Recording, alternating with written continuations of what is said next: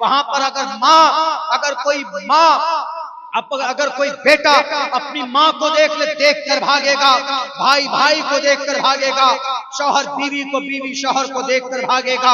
यौम यफिर्रुल मर्उ मिन अखीही व उम्मिही व अबीही व साहिबतिही व बनीही लिकुल्लि इम्रिइन मिनहुम यौमइदिन शानुन युगनीह वुजूहुन यौमइदिन मुस्फिरा ज़ाहिकतुन मुस्तबशिरा व वुजूहुन यौमइदिन अलैहा गबरतुन तरहकुहा क़तरा उलाइका हुमुल कफ़रतुल फजरा। उस दिन कोई किसी का पुरसान हाल नहीं होगा। माँ को एक नेकी की जरूरत होगी, बेटे से कहेगी कि बेटा मैंने तुझे 9 महीने पेट में रखा, 2 साल तक अपने कोख से, अपनी छाती से लगाकर मैंने तुझे दूध पिलाया है, मुझे एक नेकी की जरूरत है। ए बेटा उस दूध का कर्जा तू आज चुका दे, मुझे एक नेकी दे दे, मैं जन्नत चली जाऊंगी। बेटा मुंह फेर कर भाग जाएगा। वहां पर अगर कोई काम आएगा, अगर वहां पर कोई चीज साथ देगी, आपका नेक अमल, आपकी नमाजें, आपके अच्छे अखलाक, आपके अच्छे काम जो आपने दुनिया में किए होंगे, तो वही वहां पर काम आएगा। वहां पर अल्लाह तबारक व तआला कहेगा कि बता आज कौन है ताकतवर। आवाज आएगी लिल्लाहिल वाहिदिल कहार, आज का सुपर पावर बादशाह अल्लाह है। अल्लाह इतना कुछ देख रहा है, लेकिन इस जमीन के ऊपर अल्लाह तबारक व तआला की नुसरत क्यों नहीं आ रही? क्योंकि अल्लाह की मदद के लिए वैसा अमल होना जरूरी है ना। आज हम लोग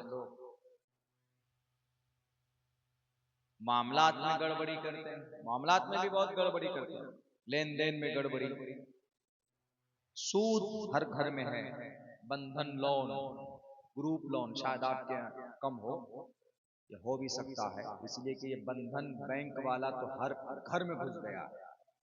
मर्दों को तो नहीं पकड़ पाते, ये औरतों को पटाते हैं और पूरी 8-8, 10-10, 15-15 औरतों की एक भीड़ जमा करके, मतलब उसको वो करके और कहते हैं कि लोग ग्रुप लोन, ज्यादा लोन भी नहीं देते, वो ज्यादा 50,000 में 10,000 उनका इंटरेस्ट होता है, 10 से 20,000।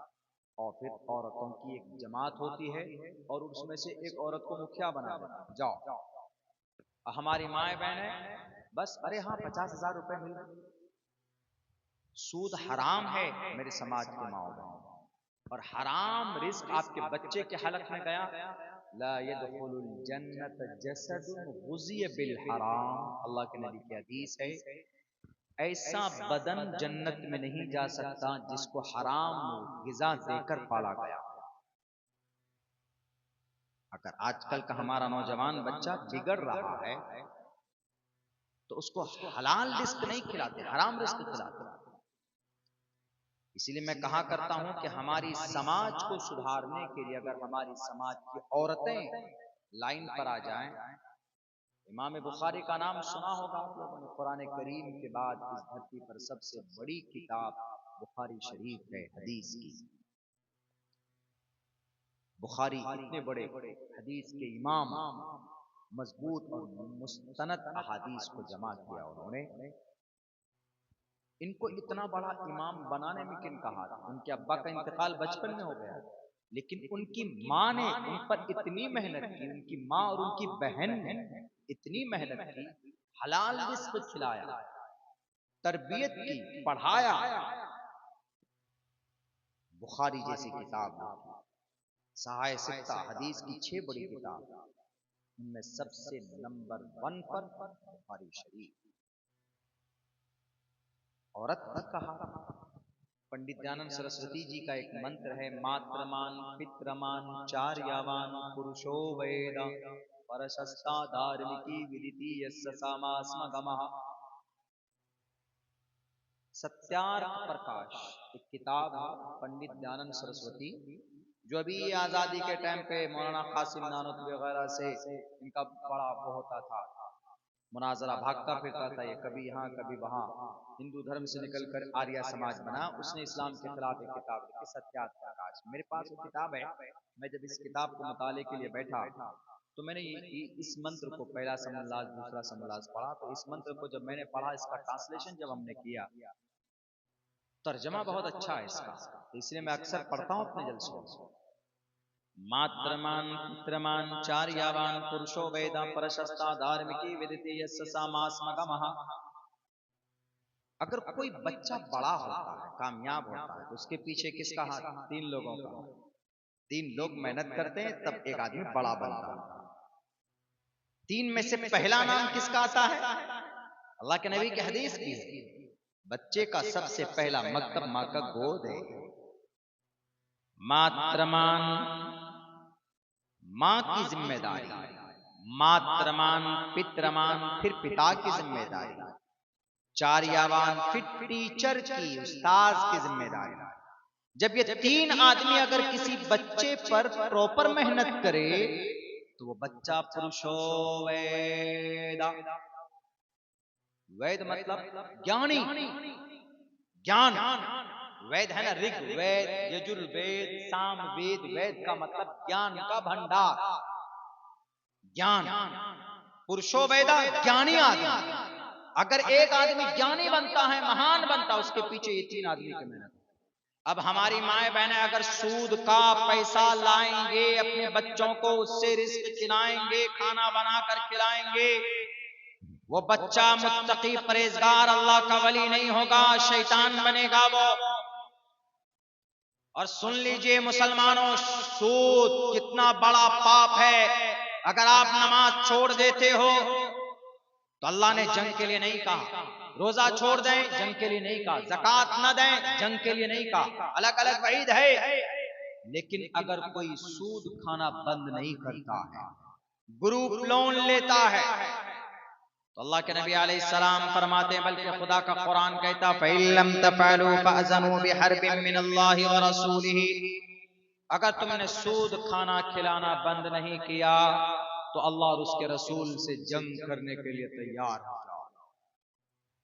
फ़अज़नु बिहर्बिन मिनल्लाह, आ जाओ मैदान, फ़अज़नु, आओ जंग करो। हराम है, हराम। मेहनत कीजिए। 500 रुपए भी अगर आजकल का मजदूर, आज की तारीख में 500 रुपए की मजदूरी हर किसी की होती है। अदना दर्जे की मजदूरी भी अगर करता है तो 500 रुपए, महीने में आपके 15,000 रुपए हुए। अगर आप अल्लाह से दुआ करके कि अल्लाह इस मुहलिक और मलऊन और नापाक बीमारी से हमें बचा, कब तक आप इजाजत है। अगर आपके घर में चौखट है लोहे की या लकड़ी की, अगर आप उसको बेचकर अपने घर का खर्चा चला सकते हैं तो उस वक्त तक आपको सूद लेने की परमिशन नहीं है, लोन लेने की परमिशन नहीं है। बंधन लोन, आज जो घरों के अंदर से हमारे बच्चे अल्लाह का वली, मुत्तकी, परहेजगार, नेक, दीनदार नहीं पैदा हो रहा, उसके पीछे एक बड़ी रीजन यही है कि रिस्क के अंदर गड़बड़ी है। हमारे बच्चों के हलक में हलाल रिस्क नहीं पहुंचते, खून उनके अंदर हराम है। मेरी माँ और मेरी समाज के बहू बेटियों, आपकी जिम्मेदारी है, आप हिम्मत दीजिए अपने शौहर को, उनके कंधा से कंधा मिलाकर खड़े रहिए। अम्मा खदीजतुल कुबरा रज़ी अल्लाह ताला अन्हा के तरह अल्लाह के नबी को नबूवत दी गई, परेशान हो गए। आप अलैहिस्सलाम को ठंडी लगी, बुखार चढ़ गया। आप अलैहिस्सलाम आए घर पे और कहने लगे कि ज़म्मिलूनी ज़म्मिलूनी, मुझे चादर ओढ़ाओ, मुझे तो ऐसा लगता है कि मेरी जान को खतरा है। अल्लाह के नबी अलैहिस्सलाम ने खदीजतुल कुबरा से कहा और खदीजतुल कुबरा रज़ी अल्लाह ताला अन्हा ने तसल्ली दी, अल्लाह के नबी आप सब्र कीजिए, अल्लाह तबारक व तआला आपको ज़ाय नहीं करेंगे, क्योंकि अल्लाह तबारक व तआला अच्छे इंसान को ज़ाय नहीं करते। आप तो भूखों को खाना खिलाते हैं, आप तो जो लोग कपड़े नहीं होते जिनके पास उनको कपड़ा देते हैं, आप तो कौम के खैर खा हैं, ये होती है जिम्मेदारी।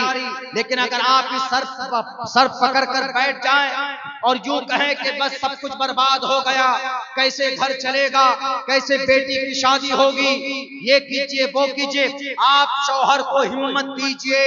जैसे खदीजतुल कुबरा रज़ी अल्लाह ताला अन्हा ने नबूवत के वक्त में अल्लाह के नबी के साथ खड़ी थी, अज़वाज मुतहहरात अम्मा खदीजतुल कुबरा रज़ी अल्लाह ताला अन्हा इंशाअल्लाह तबारक व तआला घर के अंदर रहमत और बरकत अगर आप ही ग्रुप बनाकर लोन लेंगे, आप ही सूद खाएंगे, और आपका बच्चा अगर शराब पीने जाता है तो आप अपने बच्चे को नहीं डांटते हैं, तो मेरे भाइयों कल क़यामत में मेरी समाज के माओ बहनों अल्लाह तबारक व तआला आपसे ही पूछेगा। आप नमाजें पढ़ते हैं, अच्छी बात है, लेकिन अगर आपने अपने परिवार को, आपने अपने अहल वयाल को नमाज का ऑर्डर नहीं किया तो अल्लाह तबारक व तआला कल क़यामत में आपसे पूछेगा कि तुम नमाज पढ़ते थे, तुम्हारा बेटा नहीं पढ़ता था, तुमने नमाज का ऑर्डर क्यों नहीं किया, नमाज का हुक्म क्यों नहीं किया। अगर आपका बच्चा कुरान पढ़ना नहीं जानता, तिलावत नहीं जानता, अरे हाफिज़े कुरान बना दो, तकदीर बदल जाएगी आपकी। तिर्मिज़ी की एक रिवायत है, अगर ये सनदन ज़ईफ है, उसमें तो यहां तक कहा गया है, उस हदीस के अंदर सनदन ज़ईफ है, लेकिन हजरत अली रज़ी अल्लाह तआला अन्हु फरमाते हैं कि अगर जिस घर में हाफिज़ कुरान बनता है, वह हाफिज़ कुरान कल क़यामत में 10 ऐसे आदमी को जन्नत में लेकर जाएगा जिन पर जहन्नम वाजिब हो चुकी है। हाफिज नहीं बनाते हम अपने बच्चों को, कुरान की तालीम नहीं देते, स्कूल में पढ़ेगा हमारा बच्चा, कॉलेज में पढ़ेगा। आजकल बहुत ज्यादा कमी है हमारे सोसाइटी में, समाज के अंदर बहुत सारी चीजों की, और जिसकी वजह से अल्लाह तबारक व तआला की तरफ से नुसरत और मदद नहीं है। जरा से अल्लाह के नबी अलैहिस्सलाम पर कोई एतराज कर दे तो हम जवाब नहीं दे पाते, इस्लाम के बारे में कहीं कुछ गलत कोई बोल दे तो हम जवाब नहीं दे पाते उनको।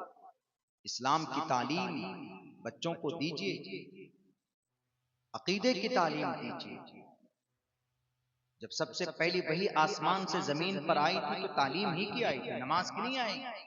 अल्लाह के नबी को अल्लाह तबारक व तआला ने सबसे पहले ये नहीं कहा कि अल्लाह के नबी नमाज का ऑर्डर कीजिए, अकीमुस्सलाह नमाज पढ़वाइए, ज़कात दिलवाइए, नहीं।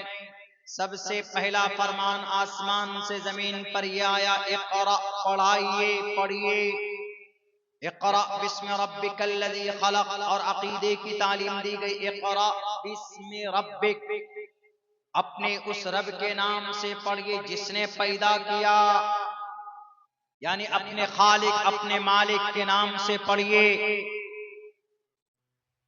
दुनिया में आपका बच्चा डॉक्टर बने, आपका बच्चा लॉयर बने, जरूरी है। आज हमें वकील की भी जरूरत है, हमें डॉक्टर की भी जरूरत है, हमें मास्टर की भी जरूरत है, हमें साइंस की, हमें साइंसदान की भी जरूरत है, लेकिन बिफोर दैट, इन तमाम चीजों से पहले हमें अपने बच्चों के अकीदे की दुरुस्तगी भी बहुत जरूरी है। अकीदा आज अगर अच्छा नहीं है आपके बच्चे का तो आपकी नमाज बेकार, आपके रोजे बेकार, आपके हज बेकार। ये अकीदा होना चाहिए, नेमल मौला व नेमन नसीर। ये अकीदा होना चाहिए कि अल्लाह तबारक व तआला ही सब कुछ है, सब कुछ अल्लाह तबारक व तआला करता है, सारी चीजें अल्लाह तबारक व तआला की तरफ से होती है। अकीदा बेहतर होना चाहिए, कॉन्सेप्ट बेहतर होना चाहिए। अरे मजहब इस्लाम वो शरीयत है जिसके अंदर जर्रा बराबर कोई फॉल्ट नहीं है, कोई डिफॉल्ट नहीं है, कोई कमी नहीं है। उसके बावजूद भी आज दुनिया के लोग इस्लाम को बदनाम करते चले जा रहे। उसकी वजह यह है कि इस्लाम तो बाद में दूसरे बदनाम करते, पहले मुसलमान करते।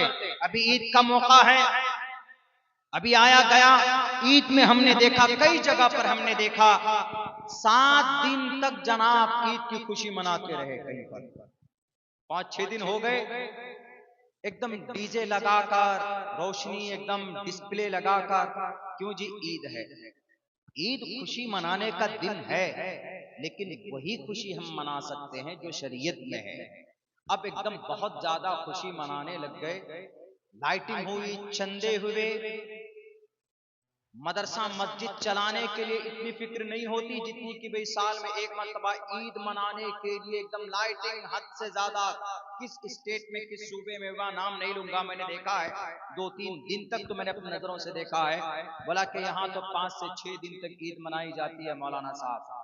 हमने कहा कि इनमें से नमाज पढ़ते कोई? बोला कि नमाज अजान हो जाती है यहीं बैठे रहते, डीजे गाना चलता है। तो उनमें से अगयार क्या सोचते हैं, गैर क्या सोचते हैं? वो ये सोचते हैं कि ईद मुसलमानों में ऐसे ही मनाते हैं, डीजे लगाकर, गाना चलाकर। तो इसका मतलब डीजे लगाना, गाना चलाना इस्लाम में जायज है क्या? गाना सुनना इस्लाम में जायज है? गाना बनाना इस्लाम में जायज? हराम है। नस्से कतई है हराम। लेकिन गैर तो यही सोचेगा कि नहीं नहीं, इस्लाम में शायद जायज है। कौन बना जिम्मेदार? हम और आप बने जिम्मेदार। हालांकि गाना सुनना हराम, गाना बजाना हराम, गाना लगाकर शादी ब्याह हो, कोई और फंक्शन हो, हराम। अल्लाह का कुरान कहता है वमिनन नास मन यश्तरी लावल हदीस लियुज़िल्ला अन सबीलिल्लाह। मोबाइल के अंदर अगर आप गाना सुनते हैं, मोबाइल खरीदा आपने सिर्फ इसलिए कि इसके अंदर हम गाना सुनेंगे, म्यूजिक सुनेंगे, फिल्में देखेंगे, वेब सीरीज देखेंगे, मोबाइल का रखना खरीदना हराम। मोबाइल इस्तेमाल कीजिए, बैंकिंग के लिए इस्तेमाल कीजिए, इंटरनेट में जरूरी कामों के लिए इस्तेमाल कीजिए, नो प्रॉब्लम, जरूरत के लिए है वो चीज। लेकिन अगर आपने उसका मिसयूज किया, गलत इस्तेमाल किया, तो इस्लाम के अंदर उसकी परमिशन नहीं, उसकी इजाजत नहीं है। इस्लाम बहुत ज्यादा सख्त नहीं, इस्लाम बहुत आसान भी है, बहुत ज्यादा सख्त भी है। सख्त उन लोगों के लिए है कि जो लोग बहुत ज्यादा इस्लाम को बदनाम करने की पूरी साजिशें और कोशिशें करते। क्या जवाब देंगे हम अगर कोई यूं कहेगा, कोई यूं कहता है कि अल्लाह के नबी अलैहिस्सलातु वस्सलाम जिहादी थे, आप अलैहिस्सलाम ने बहुत सारी जंगें लड़ी, आप अलैहिस्सलाम ने बहुत सारे खून बहाए लोगों के, तो क्या जवाब दोगे? मुसलमानों को ही जवाब है। हमारा बच्चा क्यों नहीं इतना पढ़ा लिखा होता, हम उनको जवाब दे सकें कि अल्लाह के नबी अलैहिस्सलातु वस्सलाम तो बड़े रहमतुल लिल आलमीन थे। पूरी कायनात के अंदर, तमाम इंसानों के अंदर ढूंढ लो चिराग लेकर, अल्लाह के नबी से ज्यादा बढ़कर कोई भी इस धरती के ऊपर रहमो करम वाला शख्सियत आज तक किसी माँ ने ऐसा बच्चा पैदा नहीं किया। अल्लाह के नबी अलैहिस्सलाम को 13 साल तक अज़ियत दी गई। शैब अबी तालिब के अंदर 3 साल तक बंद कर दिया गया। आप अलैहिस्सलाम के सहाबा पत्तों के दरख्तों के पत्ते चबाते, पत्ते खत्म हो गए तो दरख्तों के छाल छिलका काट काट कर, चूस चूस कर, और उनको उनके जूस से अपने पेट भरते थे। तब भी अल्लाह के नबी ने ये नहीं कहा कि तलवार उठाओ मुकाबला करो। एक औरत, एक सहाबिया आई, आकर अपना सर पत्थर पर पटक कर अपना जान देना, अपनी जान देना चाहती थी। एक सहाबी ने कहा कि क्यों मरना चाहती हो? उन्होंने कहा कि मेरे छाती में दूध नहीं है, मेरा बच्चा बिलक रहा है, तड़प रहा है, मैं अपने बच्चे से पहले मर जाना चाहती हो, मुझे छोड़ दो। ये हालत हो गई थी। तब भी अल्लाह के नबी ने कहा कि मैं लड़ाई नहीं करूंगा। 13 साल तक मक्का से मदीना गए। जब मदीने में ताकत हुई पैदा, तो अल्लाह के नबी जब मक्का वापस फतह करने के लिए आए, सहाबा ने कहा कि अल्लाह के नबी, आज तो ताकत हमारे पास है, आज दौलत हमारे पास है, आज तलवार की धार हमारे पास है, आज तो अबू जहल के चेलों को, उतबा शैबा वलीद हंजला मुगीरा के चेलों को पकड़ पकड़ कर अल्लाह के नबी कैफरे किरदार तक पहुंचाएंगे। अल्लाह के नबी ने कहा कि मुझे इस धरती पर जालिम बनाकर नहीं भेजा गया है। ऐ जिब्राइल, जाकर कहो कि अल्लाह ने कुरान में कहा रब्बुल आलमीन, लेकिन अल्लाह ने कुरान में मेरे लिए कहा रहमतुल लिल आलमीन। ये तालीमात हमारे बच्चों में नहीं है अल्लाह के नबी के ताल्लुक से। ईद में खुशी मनाएं, वो चीज ना करें जिससे लोग बदनाम करते हो। इस्लाम का एक एक पैगाम, इस्लाम का एक एक फरमान बाइसे सबक है। यही ईद के दिन पूरी दुनिया के अंदर देखिए ईद मनाई गई। कहीं पर एक दिन पहले सऊदी अरब में, हमारे भारत में एक दिन बाद में, एशिया के अंदर में एक दिन बाद में, कहीं पर आपने देखा पूरे हिंदुस्तान के अंदर कहीं पर ईद पढ़ने वाले गए, किसी के घर को जलाया, किसी की दुकान को जलाया, किसी की बिल्डिंग को जलाया। नहीं, क्यों? इस्लाम में सख्ती है, इस बात की सख्ती है कि किसी को नुकसान नहीं पहुंचाया जाएगा। अल्लाह के नबी ने कहा, अल्लाह के नबी की हदीस है, ला यदखुलुल जन्नत मन ला यअमनु जारुहु बवाइक़हु। अगर कोई मुसलमान, उसका पड़ोसी हिंदू है, क्रिश्चियन है, जैन है, बौद्ध है, और उस मुसलमान की जुबान से उस पड़ोसी को तकलीफ होती है या उसके किसी फ़ैल से उसको तकलीफ पहुंचती है, तो अल्लाह के नबी फरमाते हैं कि ये मुसलमान जन्नत नहीं जाएगा। कितनी बड़ी बात है। लोग बदनाम करते हैं, अरे अल्लाह के नबी तो आपके ऐसे थे, अल्लाह के नबी की सीरत ऐसी थी। ताज्जुब है, बिना सोचे बिना समझे अल्लाह के नबी अलैहिस्सलाम ने ये कहा कि वो तो मुसलमान ही नहीं है जिसकी जुबान से दूसरे महफूज ना हो। अल मुस्लिमु मन सलिमल मुस्लिमून मिन लिसानिही व यदी, एक हदीस में अल मुस्लिमु मन सलिमन नासा, सच्चा मुसलमान वो है जिसकी जुबान से इंसान महफूज हो, उसको तकलीफ न पहुंचती हो।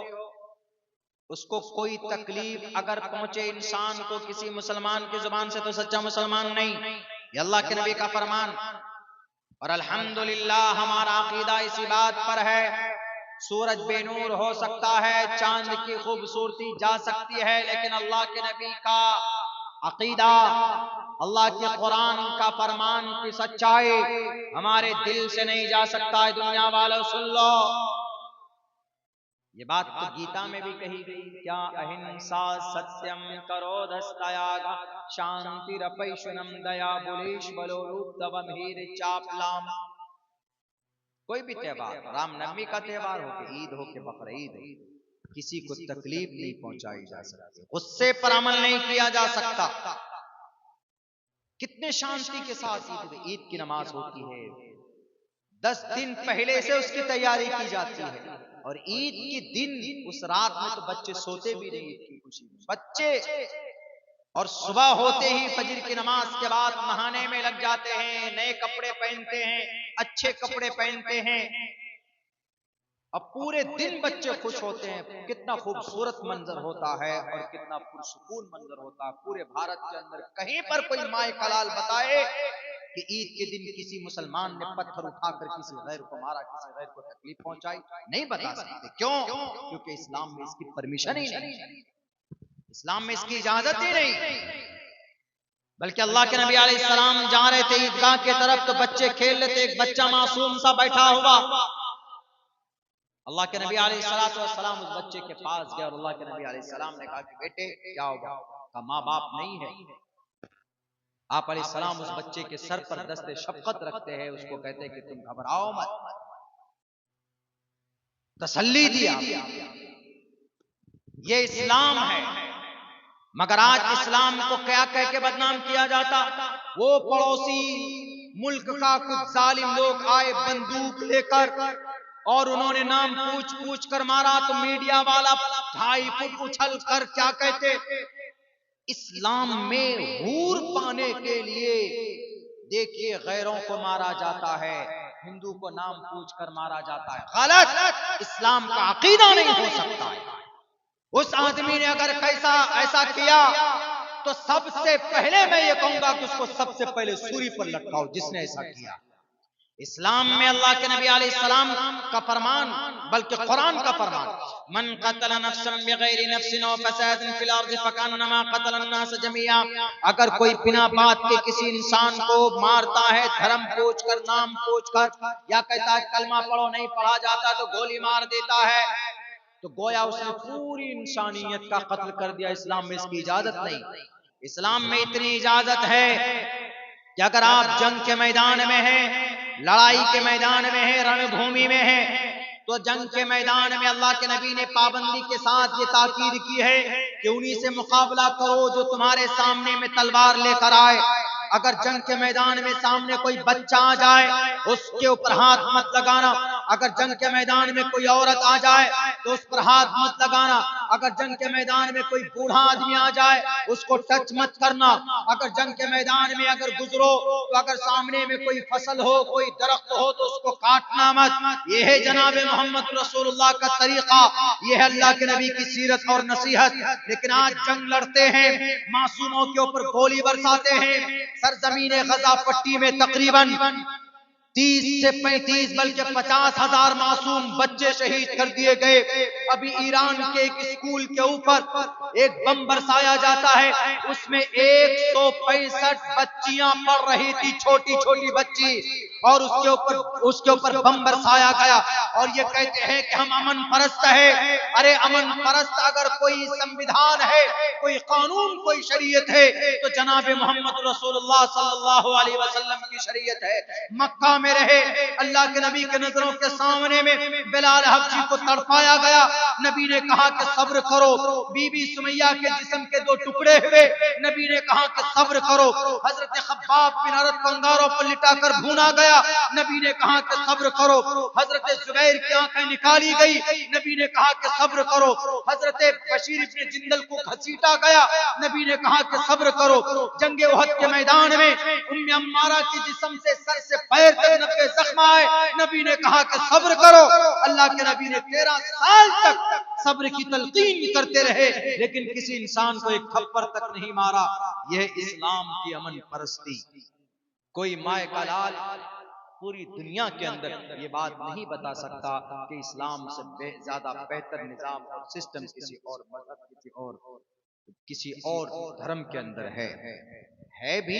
अगर कुछ थोड़ा बहुत है तो अमल नहीं करते, क्योंकि पढ़ाया नहीं जाता। जैसे हमारे हिंदुस्तान के अंदर हिंदू भाई को ले लीजिए, हिंदू भाइयों के ग्रंथों में बहुत सारी अच्छी बातें हैं, लेकिन उनको बताने वाले की कमी नहीं बताते। हमारा तो अल्हम्दुलिल्लाह कुरान है, शरीयत है, मस्जिद में इमाम साहब, मदरसे में मौलाना साहब। अगर शरीयत के खिलाफ कोई काम होगा तो फौरन बोल पड़ेगा, मैं बोल पड़ूंगा। जलसे होते, जलसे के अंदर में शरीयत के खिलाफ कोई बातें होती तो वो सामने आई जाती। बेपर्दा अगर कोई समाज सोसाइटी में चले तो हमारे इमाम साहब बोलते हैं कि अरे समाज की बहू बेटियों को पर्दे में रहना चाहिए, पर्दा जरूरी है। वला तबर्रजन तबर्रुजल जाहिलिय्यतिल ऊला, बड़कीले लिबास पहनकर बाहर नहीं जाना चाहिए, अकेली मार्केट में नहीं जाना चाहिए। इन्नल मरअत औरतुन इदा खरजत इस्तशरफा शैतान, औरत जब अकेली मार्केट में जाती है तो उसके पीछे शैतान लग जाता है। फौरन ये बातें सामने आई। ये बात वेदों में भी है, लेकिन वेदों में बताने वाला है नहीं। यत्र नार्यस्तु पूजन्ते रमन्ते तत्र देवता तत्र तास्तु न पूजन्ते न रमन्ते न तत्र देवता। इसका मतलब भी वही, वला तबर्रजन तबर्रुजल जाहिलिय्यतिल ऊला कुल लिल मुमिनाति यग़ज़ुज़न मिन अब्सारिहिन्न व यहफ़ज़न फ़ुरूजहुन्न। जो इसका तर्जमा पर्दे का, वही उसका भी। लेकिन आज तक हमारे हिंदू भाई को, आवाम को साधु संत क्यों नहीं बताते? बताना चाहिए उनको, नहीं बताते। नशीली पदार्थ इस्तेमाल करना हराम। कुरान कहता है इन्नमल खम्रु, अल्लाह के नबी की हदीस है, वला तशरबिल खमर, शराब मत पियो फ़इन्ना मित्ताउ कुल्लि शैइन, तमाम बुराई की जड़। संस्कृत में भी अंसवंता सत्पतिर्मामहे मेघावा चैतिष्टो असुरो मगोनात्रि विष्णु अग्नि दशाभि सहस्त्रार वैश्वानरः। नशीली पदार्थ इस्तेमाल करना पाप है और शराब नशीली पदार्थ है। देयर इज क्वाइट डिफरेंट, ये फर्क है। और अल्लाह के नबी ने जो बातें आपसे 1450 साल पहले बताई, वो आज इस पर अमल कर रहे हैं। एक छोटा सा वाकया है, मैं बताता हूं, उसके बाद मैं अपनी बात खत्म करने की कोशिश करूंगा।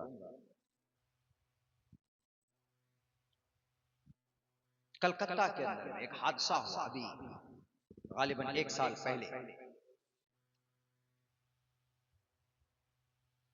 रेप होता है, मर्डर हो जाता है उसका, एक डॉक्टर का, लेडी डॉक्टर का।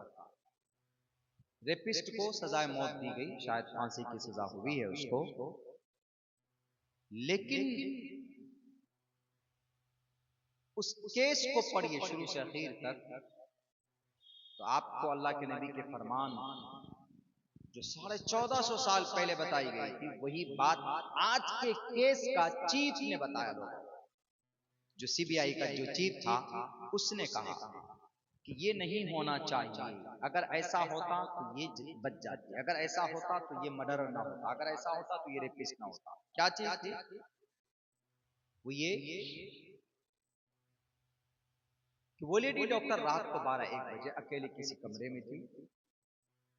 ये आदमी अकेला रात को 5 बोतल शराब पीकर, 5 बोतल, 1-2 नहीं, 5 बोतल शराब पीकर उस औरत के पास, उस डॉक्टर के पास जाता है और उसके साथ उसका बलात्कार करता है, उसकी रीढ़ की हड्डी तोड़ देता है, उसकी बस ये कलाई तोड़ देता है और उसको जोर से थप्पड़ मारता है तो चश्मे का शीशा टूट कर उसके आंख में घुस जाता, उसकी आंख टूट जाती, वो मर जाता। बहुत बड़ा बवाल हुआ था पिछले बार। उसके मरने के बाद 4 मरतबा उसके साथ बलात्कार किया गया था उसके मौत के बाद, यानी टोटल 5 बार, एक बार जिंदा की हालत में और 4 बार मौत। बहुत ज्यादा एहतजाज प्रोटेस्ट हुए वहां पे। जब केस सीबीआई के पास गया तो सीबीआई ने शुरू से आखिर तक जब इसकी जांच की तो सीबीआई ने जो बात कही है उनकी बातों पर और अल्लाह के नबी ने जो पहले बात कही है उनकी बातों पर, दोनों को देखिए तो आपको पता चलेगा कि दुनिया कहती है अरे क्या शरीयत है, क्या इस्लाम है। अरे आज भी अगर दुनिया अमन परस्त हो सकती है, अगर आज भी इंसाफ मिल सकता है तो इस्लाम के निजाम को अगर अमल में लाए आदमी तो जरूर इंसाफ मिल सकता है। तो जब केस ट्रांसफर होकर सीबीआई के पास पहुंचा है तो सीबीआई ने तहकीक की, देखा ये रात को 12-1 बजे अकेली एक रूम में है और ये आदमी शराब के नशे में धुत होकर पागल होकर सीसीटीवी कैमरे में दिखा, अंदर जाता है, 45 मिनट के बाद बाहर आता है, बैरकर इसको पकड़ा गया। तो सीबीआई ने अपने चार्जशीट में लिखा कि अगर ये आदमी उस रात में हद से ज्यादा शराब न पीता, बहुत ज्यादा शराब पी ली थी, शराब नहीं पीता तो ये आदमी अपनी अकल न खोता, होश न खोता और ये हरकत नहीं करता। यानी कहने का मतलब यह है कि अगर वो उस रात शराब न पीता तो ये मर्डरर भी न बनता, रेपिस्ट भी न बनता। उस आदमी ने इतनी शराब पी रखी थी, इतनी शराब पी रखी थी कि उस दिन और दिनों के मुकाबले में ज्यादा। शराब हराम क्यों है? इसलिए शराब हराम है क्योंकि शराब पीने के बाद आदमी की अकल सबसे पहले खत्म होती है। शराब सबसे पहले आदमी की जो अकल है, सोचने की जो ताकत है, सबसे पहले उसी सिस्टम पर अटैक करती है शराब। आदमी फिर अलग अलग बातें बोलने लगता है, कभी माँ को गाली दे देता है, कभी दोस्त को गाली देता है, कभी बच्चों पर हाथ उठा लेता है और कभी उसको एक नहीं 3-3 रास्ते नजर आते हैं। कभी कभी नाली को हाईवे समझकर गाड़ी घुसा देता है, कभी मोटरसाइकिल आगे हैंडल है तो पीछे क्लियर को पकड़कर ही चलाने की कोशिश करता। क्यों? इसलिए हराम है। शराब पीने के बाद आदमी की अकल मौफ हो जाती है। जब उस आदमी ने इतनी शराब पी, इसीलिए अल्लाह के नबी ने फरमाया वला तशरिबिल खमर फइन्नहा मिफ्ताहु कुल्ली शर्रिन, तमाम बुराइयों की जड़ शराब है। यानी शराब पीने के बाद आदमी हर वो काम करना उसके लिए आसान हो जाता है जो आदमी अकल की हालत में नहीं कर सकता, तो शराब पीने के बाद आसानी से कर सकता। ऐसा भी केस देखा गया कि शराब पीने के बाद शराबी बाप ने अपनी बेटी की इज्जत लूटी। ऐसा भी देखा गया है कि शराब पीने के बाद अपनी माँ के साथ बदतमीजी की। ऐसा भी देखा गया है कि शराब पीने के बाद मर्डर कर दिया गया। ऐसा भी देखा गया है कि शराब पीने के बाद आदमी हैवान बन जाता है, जैसा कलकत्ता के अंदर हुआ। इतनी ज्यादा शराब पी कि नशे के अंदर धुत हुआ, गया अंदर, अकेली लड़की को देखा, पूरे दिन से ताक में था और उसके साथ बदतमीजी की, उसको मारा, उसको रीढ़ की हड्डी तोड़ दी उसकी और उसके हाथों की कलाई मरोड़ दी। वो बेचारी लड़की मर गई। जहां तक हो सकती थी उसने मुकाबला किया उस भेड़िए का, उस दरिंदे का, लेकिन उसने अपने नशे के अंदर धुत होकर अपने मकसद को पूरा किया और इस समाज की एक बेहतरीन पढ़ी लिखी डॉक्टर बेटी को इस समाज से खत्म कर दिया, वो जालिम हैवान। इसीलिए खुदा का कुरान कहता है इन्नमल खम्रु रिज्सुम मिन अमलि शैतान है, ये शैतान का काम है। ए दुनिया तुझे कुरान के अंदर, दुनिया वाले मीडिया वाले तो कहते कुरान में जिहाद है, कुरान में लड़ाई है, लेकिन कुरान में ये शराब की बुराई नजर नहीं आती। कुरान करीम के अंदर अदालत नहीं दिखता, शरीयत के अंदर इंसाफ नहीं दिखता है, शरीयत के अंदर मसावात नहीं दिखता है, अल्लाह के नबी की जिंदगी के अंदर रहमतुल लिल आलमीन की सिफत नहीं दिखती है। नहीं जनाब, कुरान है, शरीयत है, इसमें ये गलत है, इसमें ये गलत है, सिर्फ निगेटिव बातें सोचते रहेंगे। मेरे भाइयों, जो बात अल्लाह के नबी ने पहले कही, वही बात सीबीआई का चीफ कहता है कि अगर शराब न पीता तो ये मदर न बनता। ये बात अल्लाह के नबी ने 1450 साल पहले बता दी कि शराब मत पियो, इसलिए कि बुराइयों की जड़ शराब। एक चीज, दूसरी चीज क्या बोला वो? दूसरी बात वो ये कहता है कि अगर ये डॉक्टर लड़की रात को अकेली न होती तो ये आज जिंदा होती। अल्लाह के नबी ने क्या कहा कि औरत को अकेले मार्केट नहीं जाना चाहिए। इन्नल मरअत औरतुन इदा खरजत इस्तशरफहा शैतान। जब औरत पर्दे, औरत चूंकि पर्दे की चीज है, उसको बाहर नहीं निकलना चाहिए, लेकिन जब निकले तो महरम के साथ निकले, या किसी को साथ ले ले, बेटे को ले ले, बेटी को ले ले, अकेली ना जा। इदा खरजत इस्तशरफहा शैतान, जब शैतान जब बाहर निकलती है तो उसके पीछे शैतान लगता। उसने क्या कहा कि अगर ये औरत अकेली न होती, अल्लाह के नबी ने क्या कहा, औरत को बाहर नहीं जाना चाहिए, अगर जाए तो किसी को साथ लेकर जाए। अगर वो औरत के साथ कोई होता, उसका दोस्त, उसकी सहेली, तो आज वो औरत जिंदा होती। अल्लाह के नबी की ये दोनों बातें भले ही 1450 साल पहले कही गई है, लेकिन आज की तारीख में अगर इस पर अमल किया जाए तो हर 45 सेकंड में एक रेप होता है पूरे भारत में। 45 सेकंड में एक रेप होता है, बल्कि 1 मिनट में 45 रेप होता है, 1 मिनट में 45 रेप होता है, बलात्कार होता है, इज्जत लूटी जाती है। अगर अल्लाह के नबी की शरीयत पर लोग अमल करें तो 45 मिनट में एक भी रेप की वारदात नहीं है। यह है शरीयत। इन्ना दीन इंदल्लाहि इस्लाम, अल्लाह की नजर में सबसे बेहतरीन। चूंकि ये निजाम जो बनाया हुआ है ना, नमाज है, रोजा है, शराब है, ज़कात है, ये सब किसके लिए, किसकी तरफ से? अल्लाह की तरफ से। हमने नहीं बनाया, किसी मौलाना साहब ने नहीं बनाया, सब कुछ अल्लाह की तरफ से, सारी चीजें अल्लाह की तरफ से। जो चीज अल्लाह की तरफ से नहीं, जो शरीयत में नहीं है, मुकल्लफ नहीं। नमाज क्यों पढ़ते? अल्लाह का ऑर्डर। ज़कात क्यों देते? अल्लाह का ऑर्डर। रोजा क्यों रखते? अल्लाह का ऑर्डर। हज क्यों करते? अल्लाह का ऑर्डर। सूद क्यों हराम है? अल्लाह ने हराम करार दिया। शराब क्यों हराम है? अल्लाह ने हराम करार दिया। पर्दा क्यों जरूरी? अल्लाह का कुरान कहता है। बेईमानी क्यों नाजायज है? चुगलखोरी क्यों नाजायज है? क्योंकि अल्लाह ने सारी चीजें, शरीयत जो है, शरीयत ये अल्लाह की तरफ से है। और हम दुनिया को यही समझाना चाहते हैं, यही बताना चाहते हैं कि दुनिया के लोगों, ये इस्लाम इसलिए बेहतरीन मजहब है क्योंकि ये अल्लाह की तरफ से है, ये अल्लाह का कलाम है। जो कुरान है ये अल्लाह का कलाम है, किसी इंसान का लिखा हुआ नहीं, ये अल्लाह का। एक लफ्ज इधर उधर से नहीं लाया गया, एक लफ्ज भी नहीं। क्यों? क्योंकि अल्लाह खुद इसकी हिफाजत करता। तौरात, ज़बूर, इंजील, ये सब किताबें अल्लाह की तरफ से आई, लेकिन अल्लाह ने हिफाजत नहीं की, जिम्मेदारी नहीं ली, तो तौरात भी बदल दिया, ज़बूर भी बदल दिया, इंजील भी बदल दिए गए।